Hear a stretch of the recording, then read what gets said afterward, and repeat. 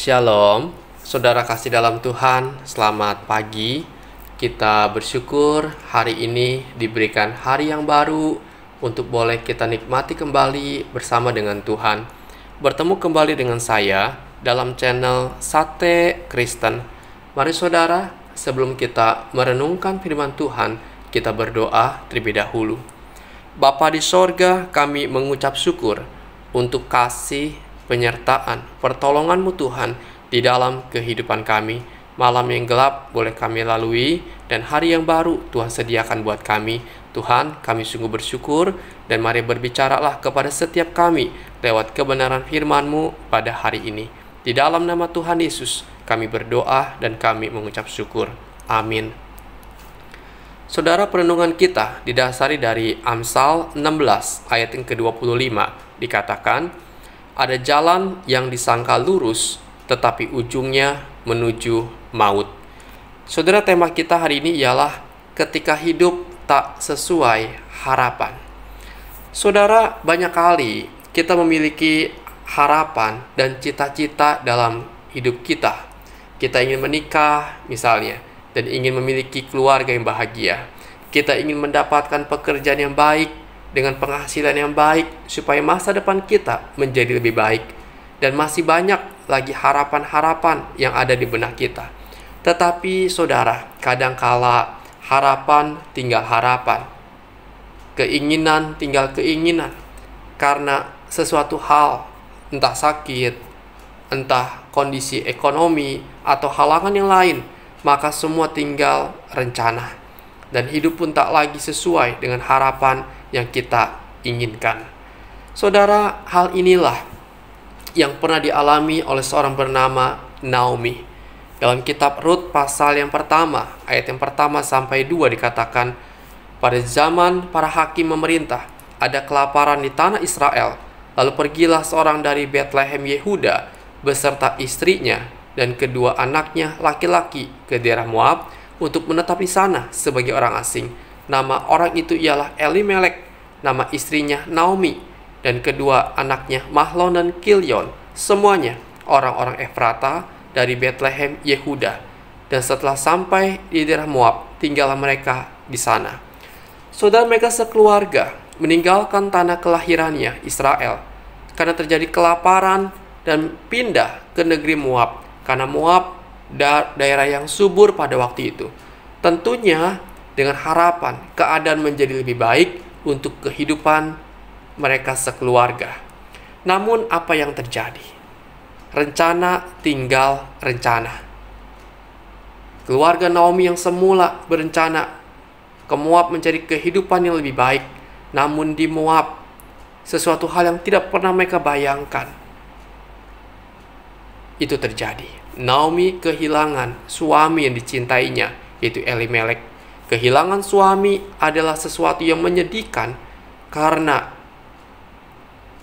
hal itu sama dengan kehilangan mata pencaharian yang utama. Bahkan bukan hanya suami, kedua anaknya yang menikah dengan wanita Moab pun meninggal dunia di sana. Saudara, penulis kitab Rut ini sungguh luar biasa, yang begitu lengkap menggambarkan kepahitan yang dialami oleh Naomi. Ia terusir dari tanah airnya karena kelaparan. Ia kehilangan suami dan kedua anak laki-lakinya yang ia cintai.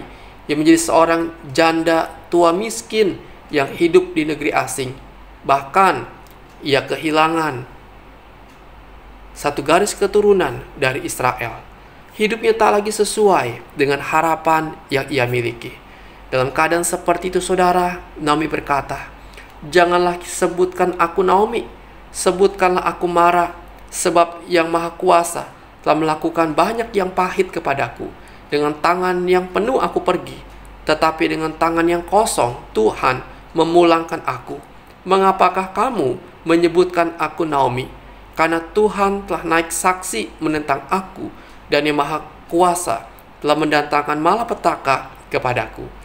Saudara, Naomi dalam keadaan yang sulit dan hidupnya tak sesuai lagi dengan harapan, menuduh bahwa Allah lah yang telah merusak hidupnya. Allah lah yang telah menjadikan hidupnya pahit dan getir. Dan Allah yang harus bertanggung jawab atas semua yang terjadi. Saudara, bukankah hal yang sama sering kali kita mengatakan demikian? Ketika hidup ini tak sesuai dengan harapan yang kita inginkan, kita telah berdoa agar penyakit sembuh, tapi bukannya sembuh, melainkan bertambah parah.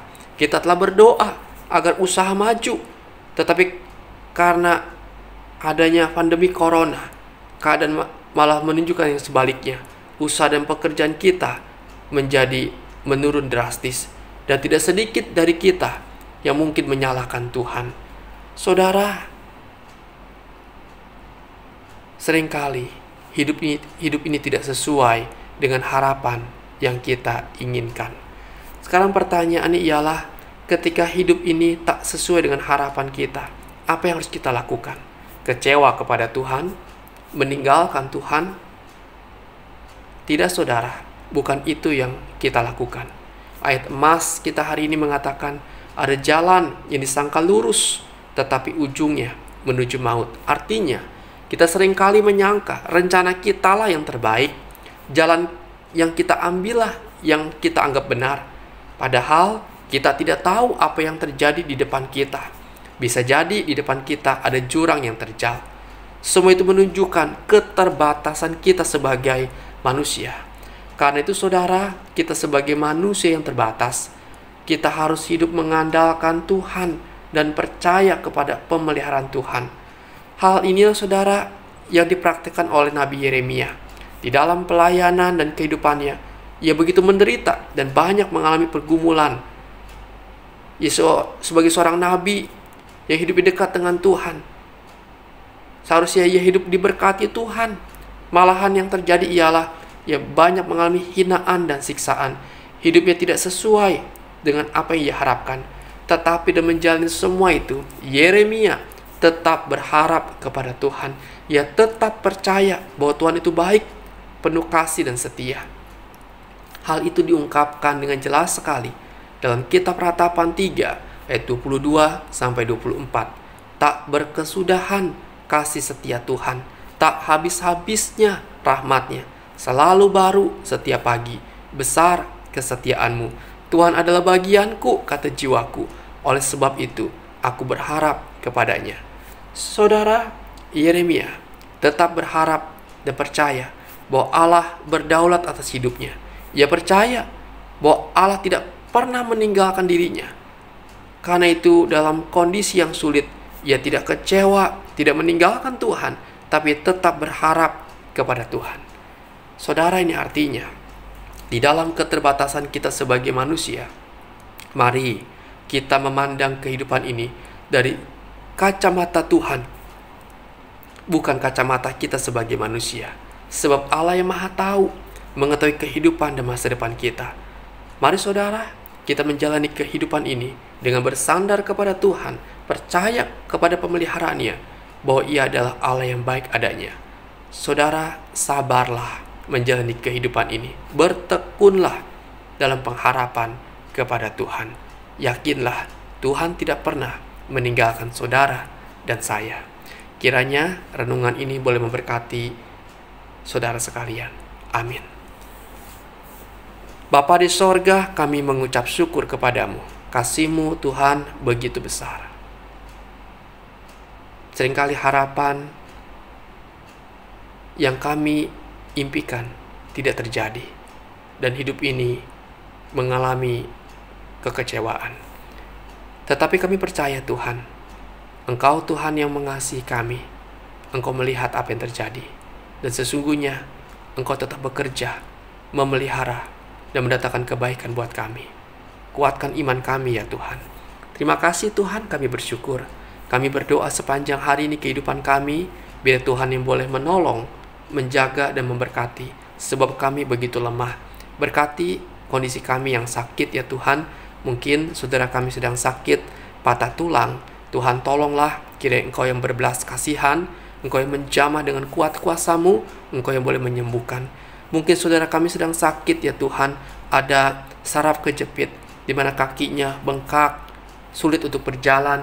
Tuhan tolonglah, kiranya Engkau yang berkuasa membuka jalan, menyembuhkan akan saraf kejepitnya. Tuhan, mungkin saudara kami sedang sakit ya Tuhan, ada pembengkakan jantung. Tuhan juga tolong, kiranya Engkau berbelas kasihan Tuhan, biar melalui obat yang dia minum, melalui istirahat, biar kuasa Tuhan yang bekerja. Tuhan berbelas kasihanlah. Oh Tuhan, mungkin saudara kami sedang sakit ya Tuhan, akan kanker pankreas. Tuhan, Engkau juga berbelas kasihan melawat saudara kami ini. Kami minta di dalam nama Kristus, biar kuasa-Mu Tuhan yang menjamah dan yang memulihkan, menyembuhkannya. Tuhan tolong, kami berdoa kepada Engkau. Bagi saudara kami sedang sakit ya Tuhan, stroke, Tuhan juga tolong, kiranya Engkau yang berkuasa, yang menjamah dan boleh memulihkannya. Kami berharap sepenuhnya hanya kepada Engkau. Demikian kehidupan kami Tuhan, kesulitan kami dalam hal keuangan, biar Engkau juga yang boleh campur tangan, memberkati usaha, pekerjaan kami. Engkau yang mencukupkan segala keperluan yang ada. Bapa, kami berserah sepenuhnya hanya kepada Engkau. Terpuji Tuhan nama-Mu, inilah doa dan pengharapan kami. Di dalam nama Tuhan Yesus, kami berdoa dan kami mengucap syukur. Amin. Selamat pagi saudara, selamat beraktivitas, dan Tuhan Yesus memberkati kita sekalian. Amin.